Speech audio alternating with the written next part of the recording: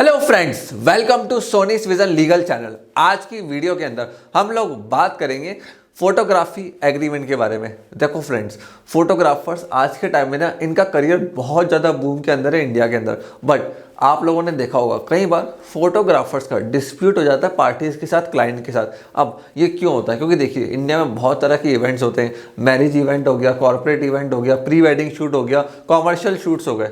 अब आज के टाइम में ना लोग प्री वेडिंग के ऊपर ही 30 से 40 लाख 50 लाख रुपए तक पैसा खर्च कर रहे हैं। डेस्टिनेशन के ऊपर जाके प्री वेडिंग शूट करवा रहे हैं। अब लोग इतना पैसा डाल रहे हैं, अच्छे फोटोग्राफर को हायर करते हैं जिनसे अच्छी फोटोग्राफ्स आए। बट प्रॉब्लम क्या होती है, कई बार फोटोग्राफर्स की सर्विस कुछ और होती है और जो पार्टीज की एक्सपेक्टेशन होती है वो कुछ और होती है। तो दोनों के बीच में डिस्प्यूट क्रिएट हो जाता है। डिस्प्यूट को सॉल्व करने के लिए बहुत सारे फोटोग्राफर्स आजकल फोटोग्राफी एग्रीमेंट करवा रहे हैं।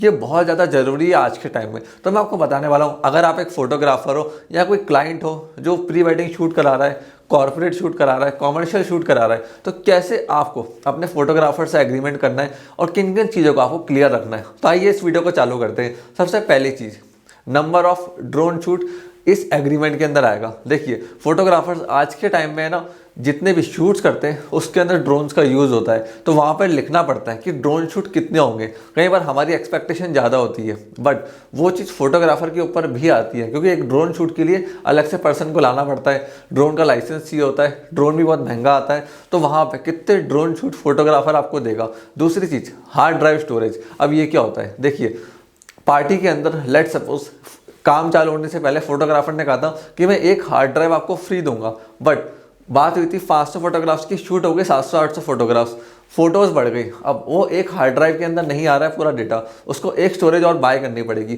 तो उसका खर्चा कौन उठाएगा? तो ये सारी चीज़ पहले ही एग्रीमेंट के अंदर क्लियर हो जाती है कि कितनी स्टोरेज एक फोटोग्राफर को देनी पड़ेगी और कितने हार्ड ड्राइव्स वो आपको देगा। उसके बाद नंबर ऑफ सीडीज, उसकी कॉपीज़, ये भी आपको लिखवाना पड़ेगा एग्रीमेंट के अंदर। तो क्या होता है, आप सोचते हो कई बार आपको 3 से 4 कॉपीज़ मिलेगी, आपको अपने जीजा जी को भेजनी है, फैमिली में भेजनी है, और आपको जबकि एक कॉपी मिलती है तो आपकी उम्मीद ज़्यादा होती है। तो वहाँ पर भी इस चीज़ को मैंशन करवा दो कि इतनी कॉपीज सीडीज़ की मुझे चाहिए। फिर उसके बाद बिफोर मैरिज और any event list of guest आपको देना पड़ेगा फोटोग्राफर को, जिनसे फोटोग्राफर को पता रहे कि किस किस की मुझे फ़ोटो लेनी है।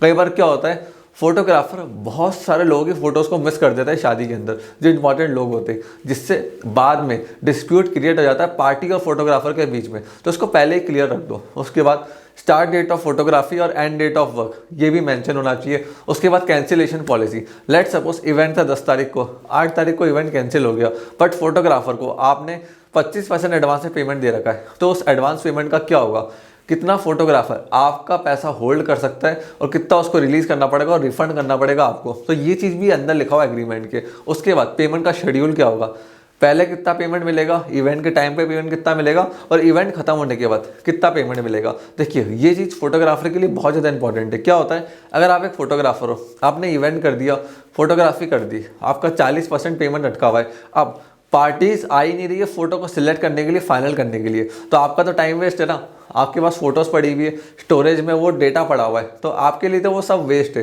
तो उसके अंदर लिखा हो कि इवेंट खत्म होने के बाद विदिन 30 डेज पार्टीज़ को आना पड़ेगा फोटो सिलेक्ट करने के लिए, नहीं तो पार्टीज़ को विदिन 30 डेज मेरा पेमेंट रिलीज़ करना पड़ेगा। ये चीज़ फोटोग्राफी एग्रीमेंट के अंदर डलवाओ। उसके बाद लेट सपोज कोई एक्स्ट्रा प्रोसेसिंग करनी पड़ती है या कोई एक्स्ट्रा काम करना पड़ता है फोटोग्राफी के अंदर, तो वहाँ पे उसकी एक्स्ट्रा फीस क्या होगी, उस एक्स्ट्रा वर्क की। इस चीज़ को भी क्लियरली अच्छे से मेंशन कराओ। फिर एंड के अंदर फोटोज़ पे कॉपीराइट किसका रहेगा, इसको भी एग्रीमेंट के अंदर लिखाओ। ये बहुत ज़्यादा ज़रूरी होता है। तो ये थे कुछ इंपॉर्टेंट पॉइंट्स जो फोटोग्राफी एग्रीमेंट के अंदर होने चाहिए। अगर आप एक फोटोग्राफर है तो ये डेफिनेटली पॉइंट्स आपके लिए काफ़ी इंपॉर्टेंट थे। मैं आशा करता हूँ ये वीडियो आपको पसंद आई होगी। काफ़ी सारे आप लोगों के डाउट्स इस वीडियो से सॉल्व हुए होंगे। अगर आपके कोई सुझाव है या आप लोग कुछ क्वेश्चन पूछना चाहते हो तो आप नीचे कॉमेंट डाउन करिए। मेरी टीम आपको हर कॉमेंट का आंसर देगी। आपने इस वीडियो को यहाँ तक देखा, हम लोगों को इतना प्यार सपोर्ट दिया, उसके लिए धन्यवाद।